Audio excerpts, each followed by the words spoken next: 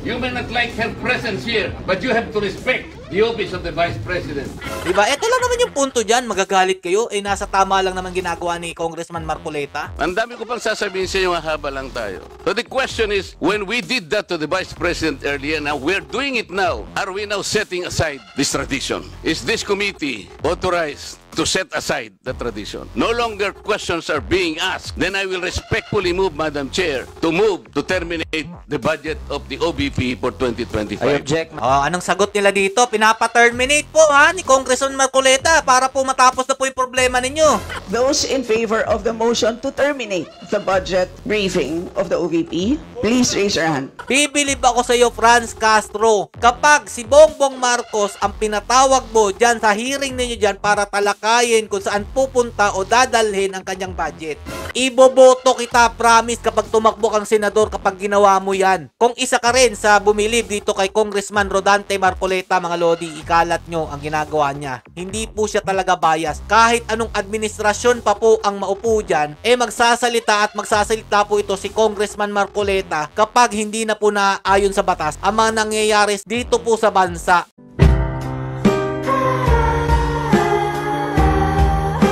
Yo, what's up mga lods? It's Miguel Peps TV. Welcome back po sa ating channel at sigurado akong marami pong sisimangot dito sa aking gagawing video about po dito kay Congressman Marcoleta. Ayan po kasi mga lodi, kapag nasisita po yung administrasyon o kumukontra po dito, tuturingin na po nila yung kaaway. Pero ang ginagawa lang naman po namin, nagsasalita lang po kami sa mga kamaliang nangyayari po sa ating bansa na never naman po talagang nangyayari noon. Bumabalik lang po tayo sa magulong buhay mga idol. Hindi po natin nararamdaman yung sinasabi lang tunay na pagbabago. Wala po mga idol, ganun at ganun pa rin po ang nangyayari sa atin dito, lalo na po sa Kongreso. Kung meron po silang hindi nagugustuhan, iipitin po nila. Gaya po ng ginagawa nila dito sa ating Vice President o sa Office of the Vice President mga idol. Iniipit po nila ang pinapapasa nilang 2025 budget.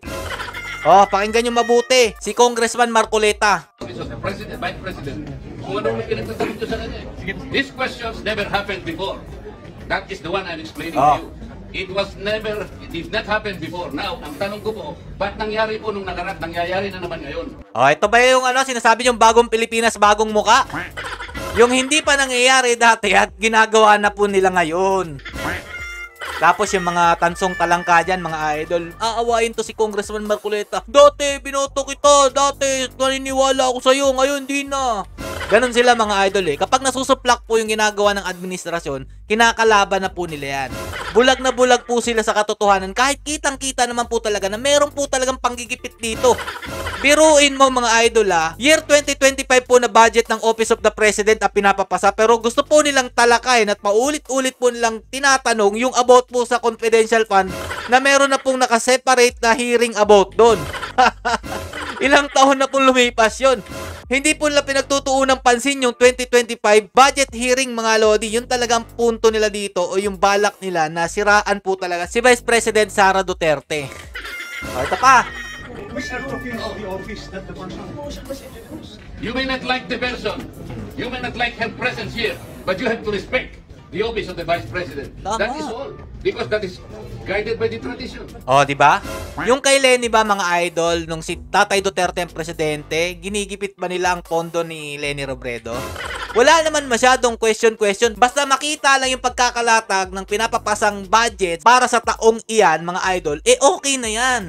Pero bakit yung pakakalkalin yung inalis na confidential fund ni VP Sara Duterte? Diba? Ito lang naman yung punto dyan. Magagalit kayo. Nasa tama lang naman ginagawa ni Congressman Marcoleta. Kahapon po, kagaya po na sinabi nila, wala nang pinagtanong sa Office of the President, and that is correct. That is in line with that tradition. Ngayon po, kung ang tinatanong ko ngayon, are we discarding that tradition? And is this committee authorized to discard a well-kept tradition? Oh, itatapon na lang daw po ba ang nakasanayan nilang tradisyon mga idol? Dahil dito sa committee ito na hindi na po nasasang-ayon sa batas, ang ginagawa nilang hearing dyan mga idol. Gumagawa na po ng mga sarili nilang mga batas itong nasa Congress mga idol. O kaya na, then why are we intending to ask questions na naman at pinatawag nyo na naman kung sino-sino dito? Diba? That is why, kung hindi po kayo makakasagot, madam, ang tinanong ko na sa inyo, I am now moving. O yan, di ba? Kaya ano sasabihin ni Kimbo dito, mga idol? May bratinela pa. Bratinela, sabi po yan ni Franz Castro, na convicted po yan mga lodi, pero nandyan pa rin po siya nakikipag-hearing. Dapat hindi na po nakakasali yan dyan. Only in the Philippines mga idol, convicted ka tapos nakakasali ka pa sa mga hearing. Kung nakakita ng ganun, this did not happen anytime. Pang-17 taon ko na po ito. Alam nyo, Madam Stella, I was already here when the Vice President was Noli Castro. When the Vice President was Binay. When the Vice President... But you were also here in the last hearing. No motion was introduced. Yun na nga, kasi question na kaagad eh. Walang man... We can read the records. You did not introduce. Nag-motion siya ngayon. Oh, ngayon may motion. Anong gagawin nyo?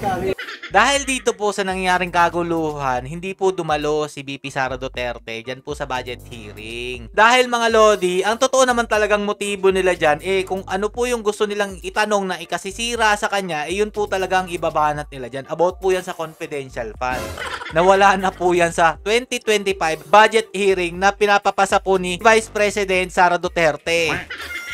Anak ng tinapay talaga. O ito, isinumiti po niya lahat ng mga kinakailangan, pero bakit may ganito pa pong mga patanong-tanong na hindi naman po kakasama doon po sa pinapapasa nilang budget. Kung ano-ano kasi mga pinagtatatanong ninyo na hindi naman kasama doon sa pinapapasang budget ni Vice President Sara Duterte o yung opisina niya. Ang dami-dami niyong mga kinakalkal dyan na kaya nga kayo nasita dyan ni Congressman Marcoleta dahil never naman po talaga nangyari ito. Ngayon lang talaga sa panahong administrasyon ng bagong Pilipinas, bagong muka, nangyari itong ginagawa ninyo na kapag may pinapapasang budget, babalik po tayo sa nakaraang taon at kakalkalin nyo kung ano man ang dapat kalkalin nyo. 2025 budget po ng OBP ang pinapapasa, pero bakit yung pinag-uusapan nyo 2023 or 2016, 2017 ba yun mga lodi? Kung hindi ako nagkakamali, ang dami yung mga tinatanong sa kanya para lang mapigilan na magkaroon ng pondo ang ating Office of the Vice President. So ito mga lodi, ano pong napagdesisyonan nila dyan? Ano po yung naging pasya ng House of Representatives sa OBP budget? Ito po mga idol, pakinggan nyo mabuti ha. Ang dami ko pang sasabihin sa inyo, haba lang tayo. So the question is, when we did that to the Vice President earlier, now we're doing it now, are we now setting aside this tradition? That's number one question. Number two, is this committee authorized to set aside the tradition? Your Honor, short answer is no to both questions. Okay, if that is the answer, Madam Chair, and we are all bound to respect one tradition so sacred in our hearts, because we are called honorables in this house. We cannot be honorables if we cannot honor our own tradition. We are defined by what we believe as a tradition in this house. So if we are now all amenable that we have kept that tradition, no longer questions are being asked, then I will respectfully move, Madam Chair, to terminate the budget of the OBP for 2025. I object, Madam Thank Chair. you. Ayan mga lodi ha. Gusto ni Congressman Marcoleta na ipa-cancel na lang po yan. Kasi nga po parang ayaw nyo naman pong ipapasa yan eh. Diba? Maganda to. Kasi kung ika-cancel na lang mga idol, dyan nagpapakita talaga yung mga congressman na meron po talaga silang maitim na balak dito po sa ating Office of the Vice President. So ano po ang napagdesisyon na nila dyan? Ito po mga idol. I object. Oh, may umobject. Madam Chair, I Okay, there's object. a motion to terminate the budget briefing of the OVP, but there is an objection, so we divide the House. Oh, anong sagot nila dito? Pinapa-terminate po ha ni Congressman Marcoleta para po matapos na po yung problema ninyo. Para makapag-proceed na po kayo sa susunod ninyong tatalakayin. Pero anong gusto nilang gawin mga idol? Ito. The chair has decided to divide the House. So those Madam Chair, in favor as of the motion, a rule, we usually deliberate Those- before we vote. those in favor We deliver- of the motion, please raise your hand. Those in favor of the motion to terminate the budget briefing of the OVP, please raise your hand. Oh, ilan po yung gustong ma-terminate ang budget po ni Office of the Vice President mga idol? All those against. Those who are not in favor of terminating, raise your hand. For non-tradition. Oh, bakit ayaw niyong pumayag?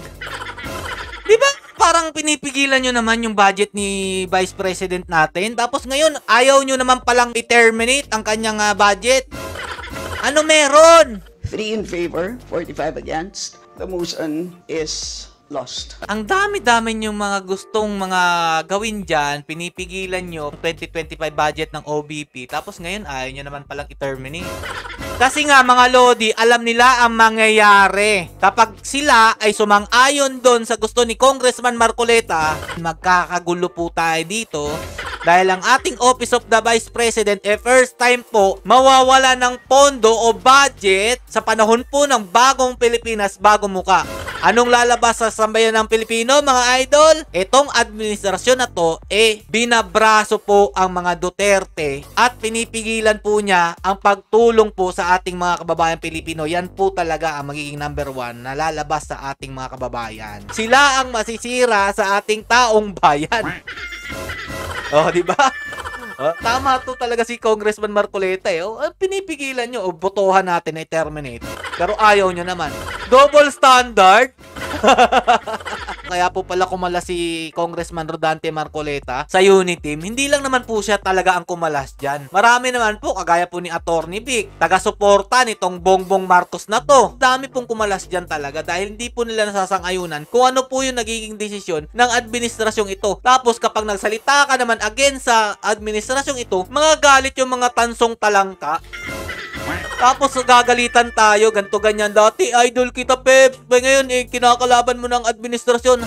Ha? Nagsasalita tayo sa mga napupuna natin.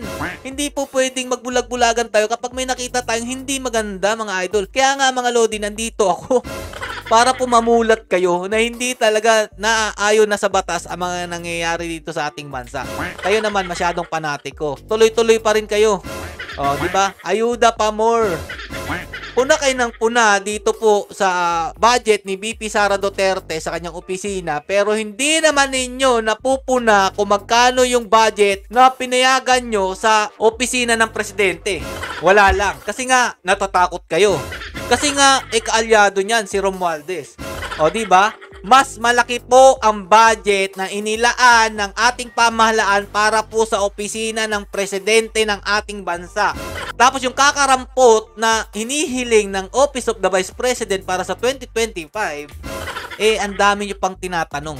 Bibilib ako sa iyo, Franz Castro, kapag si Bongbong Marcos ang pinatawag mo dyan sa hearing ninyo dyan para talakayin kung saan pupunta o dadalhin ang kanyang budget. Diyan ako bibilib sa'yo. Iboboto kita, promise, kapag tumakbo kang senador kapag ginawa mo yan. Dahil nga hindi nyo kaya, wag kayong umasang mananalo kayo. Dahil talaga ang target niyo siraan lang ang mga Duterte at hindi na makabalik ito sa pwesto dahil kayo talaga ang mananagot. Diba? So hanggang dito na lang mga idol. Kung isa ka rin sa bumilib dito kay Congressman Rodante Marcoleta, mga Lodi, ikalat nyo ang ginagawa niya. Hindi po siya talaga bias. Kahit saan po siya dalhin, kahit anong administrasyon pa po ang maupo dyan, magsasalita at magsasalita po ito si Congressman Marcoleta kapag hindi na po naayon sa batas ang mga nangyayari dito po sa bansa. Kaya po, salute po sa inyo Congressman Marcoleta at hindi pa rin po kayo nabibilang sa mga gaya nitong congressman, congresswoman na mga nagpapalapad lang dahil nga po nasa pwesto po ang ating Bongbong Marcos Jr. at si Romualdez. Stay safe mga Lods and God bless you all. Peace bomb.